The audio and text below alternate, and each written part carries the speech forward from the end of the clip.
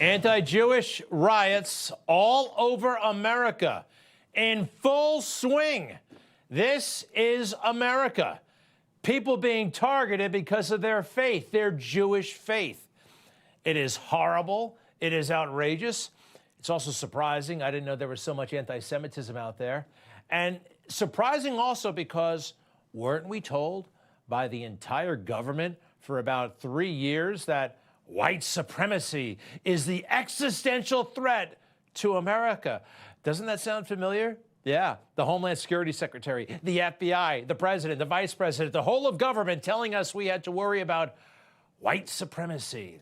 I hate white supremacy, but there are about 4 guys who believe in white supremacy. Some are in the woods and some are in prison. Who cares? This is real. And oh, by the way, there are some white people in the mix, an awful lot of people of color. I mean, I don't care about race. They've been talking about race, the Biden administration, since day one. I'm just telling you that this is not a white movement, all right? It's not. People don't like to hear that, but whatever. There are all kinds of folks involved in this anti-Semitism, and it's horrible, and it's so un-American. Can I show you something that's American that made a huge impression on me as a little kid? I think I was in the 4th grade or something like that when I saw this little girl. This is from 1960, so it was before I was born, actually, being escorted to school by federal agents because a court ordered integration, and it had to happen, integration. And that beautiful young girl, I think her name was Ruby, she's still alive, being escorted by these brave men, being protected by genuine white supremacists who wanted to harm her, even kill her, definitely stop her from going to that school. It's amazing.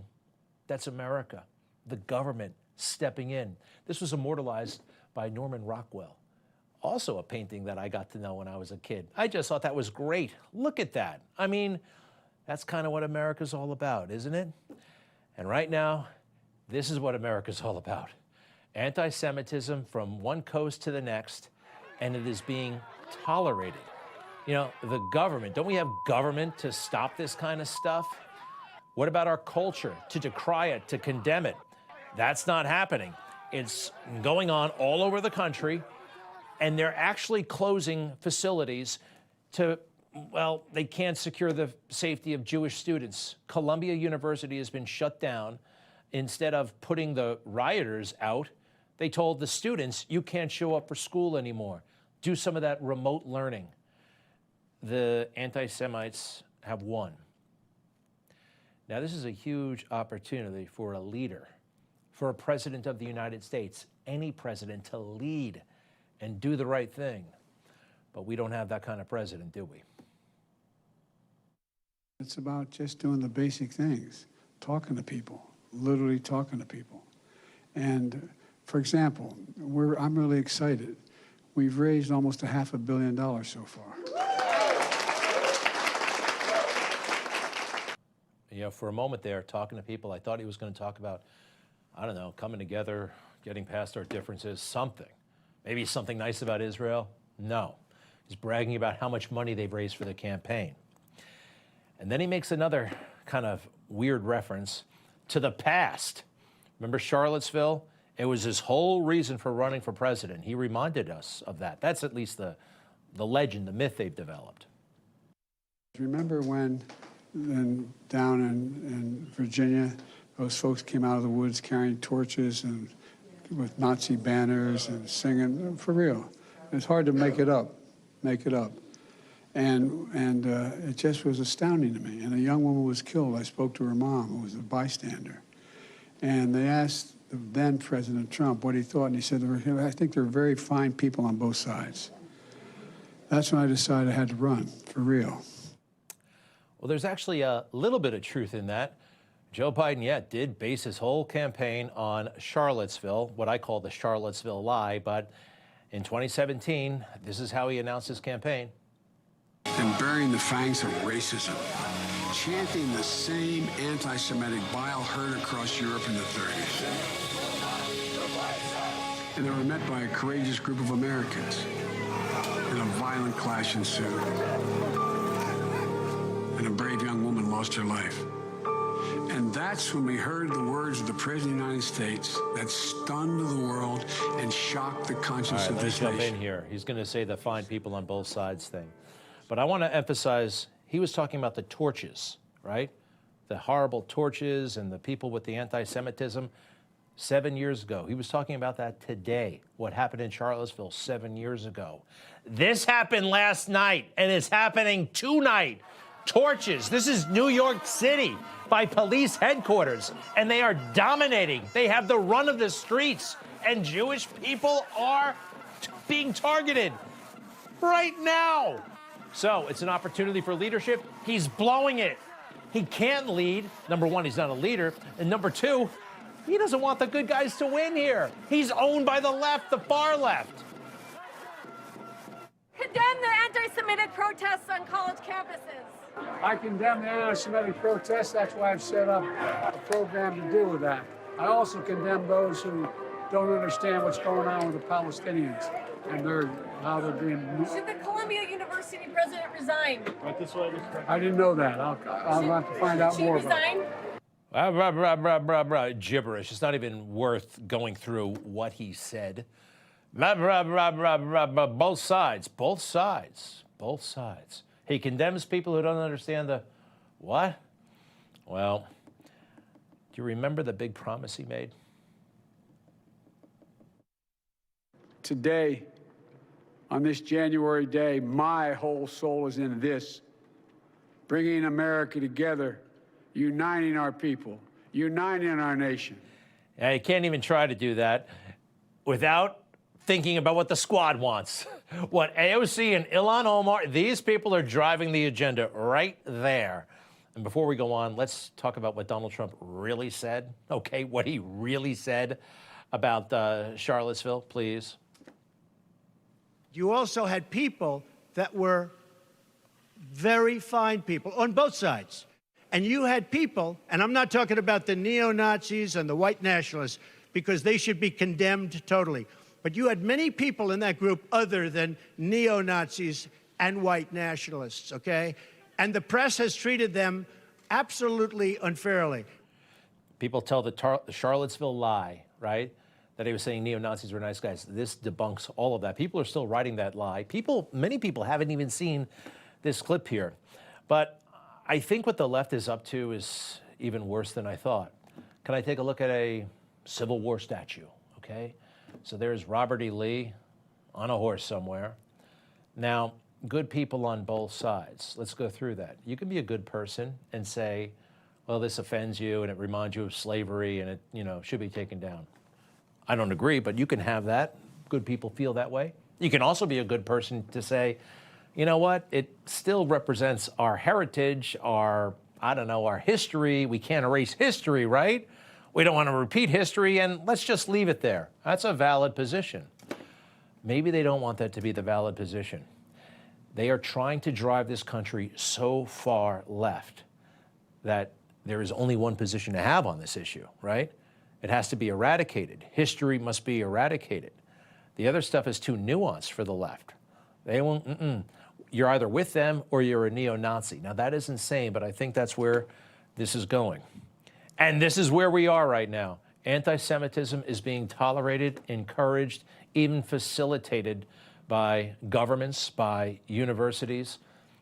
And we need a president. We need a leader. And Joe Biden obviously can't and won't. And this is actually a moment for a president. Eisenhower, I got to go back in history. Well, Trump did it, but let's start with Eisenhower. There was a lot of pushback about school integration. And it wasn't like every school in the country. It was one school in Little Rock, Arkansas. And Eisenhower went back to the White House because that's how important it was. For a few minutes this evening, I should like to speak to you about the serious situation that has arisen in Little Rock. To make this talk, I have come to the President's office in the White House. I could have spoken from Rhode Island, where I have been staying recently. But I felt that in speaking from the house of Lincoln, of Jackson, and of Wilson, my words would better convey both the sadness I feel in the action I was compelled today to make and the firmness with which I intend to pursue this course until the orders of the federal court at Little Rock can be executed without unlawful interference. Kids going to a school in Little Rock was worthy of presidential action, a presidential address from the Oval Office. Little Rock, people yelling at people of color, white people yelling at people of color, trying to prevent them from going to school. That was wrong. The federal government knew it. Eisenhower wanted to stop it. Give me a little bit more of Ike. In that city, under the leadership of demagogic extremists, disorderly mobs have deliberately prevented the carrying out of proper orders from a federal court. Local authorities have not eliminated that violent opposition. And under the law, I yesterday issued a proclamation calling upon the mob to disperse. What a great idea. Demagogic extremists. Kind of sounds like people we know. Sounds like people we've seen all over the place, right? There's so many corollaries, right?